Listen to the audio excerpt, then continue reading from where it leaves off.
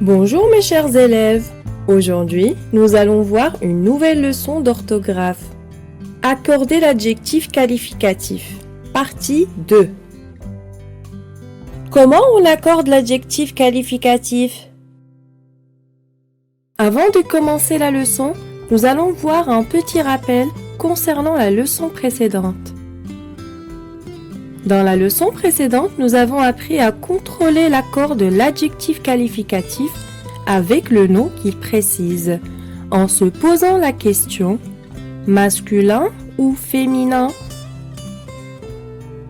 Aujourd'hui, nous allons apprendre à contrôler cet accord en se posant les deux questions dans l'ordre.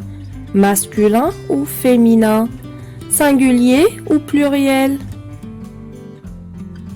Pour bien contrôler la chaîne des accords, je me demande, quel nom l'adjectif précise-t-il?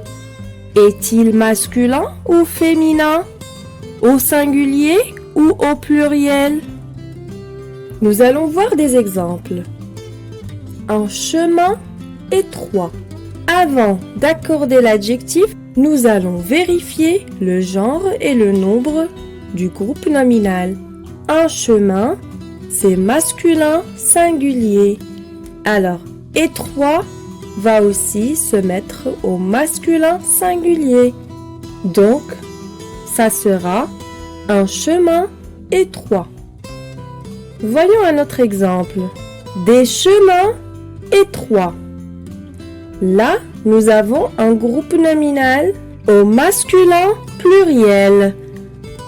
Donc, pour marquer le pluriel, on va ajouter un S à la fin du mot étroit.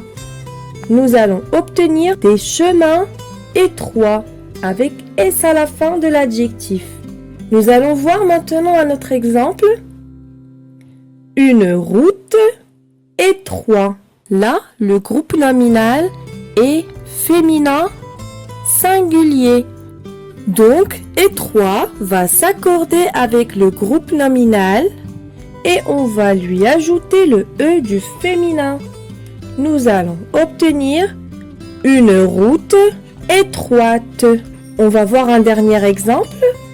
Nous avons des routes étroites. Donc là, le groupe nominal est féminin pluriel. Pourquoi on a dit qu'il est au féminin? Car on dit une route. Donc des routes, c'est féminin pluriel. Alors, l'adjectif étroit va devenir étroite. Nous avons ajouté le E du féminin et le S du pluriel. Nous allons faire un exercice ensemble pour vérifier si vous avez bien maîtrisé votre leçon. Devant chaque groupe nominal, j'écris s'il est masculin, donc j'écris un M, ou féminin, j'écris F. Au singulier, j'écris S ou au pluriel, j'écris P. Alors, des chaussures. En parlant du genre, est-ce qu'il est masculin ou féminin? Donc, qu'est-ce qu'on doit faire pour savoir s'il est masculin ou féminin? Très bien, nous allons remplacer le déterminant par un ou par une. Est-ce qu'on va dire un chaussure ou une chaussure? Bravo! Une chaussure. Alors, c'est féminin. Des chaussures, je sais très bien qu'il est au pluriel puisque nous avons le S du pluriel. Alors là, des chaussures, c'est féminin pluriel. On passe à l'exemple suivant. Une veste. Une veste, c'est féminin et singulier, puisqu'il n'y a pas le S du pluriel. Des vêtements. On a dit que pour savoir si c'est masculin ou féminin, on va remplacer le déterminant des par un ou par une. Donc on va dire un vêtement ou une vêtement.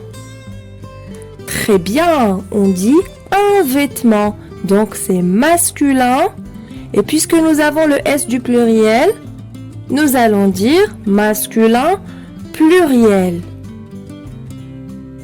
Le chapeau, c'est singulier et c'est masculin. Donc on va écrire masculin singulier. La cerise. La cerise aussi, elle est au singulier puisqu'il n'y a pas le S du pluriel. Donc on va dire que c'est singulier.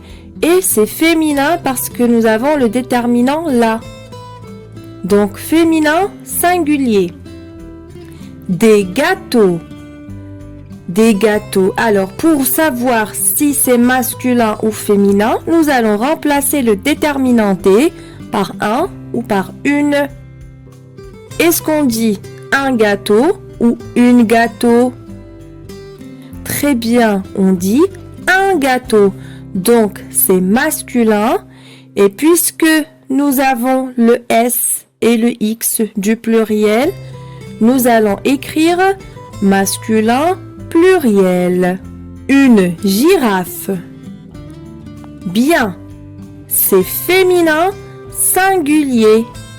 Et enfin, un corbeau. Bravo, un corbeau, c'est masculin singulier. Excellent, vous avez fait du bon travail. La leçon d'aujourd'hui est terminée.